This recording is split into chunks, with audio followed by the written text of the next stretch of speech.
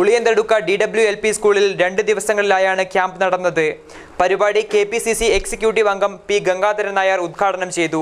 2ാം ദിവസം നടന്ന പരിപാടി സംസ്ഥാന ട്രഷറർ TK എവുജിൻ ഉദ്ഘാടനം ചെയ്തു. MK ചന്ദ്രശേഖരൻ ചടങ്ങിൽ അധ്യക്ഷത വഹിച്ചു. തുടർന്ന് സ്വാതന്ത്ര്യ സമരാനന്തര ഭാരതവും ദേശീയ പ്രസ്ഥാനവും എന്ന വിഷയത്തിൽ ക്ലാസ് നടന്നു.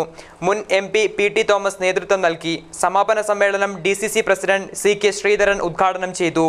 നമ്മുടെ രാജ്യത്തിൽ വരുന്ന മാറ്റങ്ങൾ ഇത് ജനസമൂഹത്തെ അവരുടെ താല്പര്യങ്ങൾക്കെതിരായി നിൽക്കുന്ന നീക്കങ്ങൾക്കെല്ലാം എതിരായി ശക്തമായ പോരാട്ടം നടത്തുന്നതിന്റെ മുൻപന്തിയിൽ നിൽക്കുന്ന ഘടകമായി അധ്യാപക സമൂഹത്തിനും വർദ്ധിക്കാൻ കഴിയണം.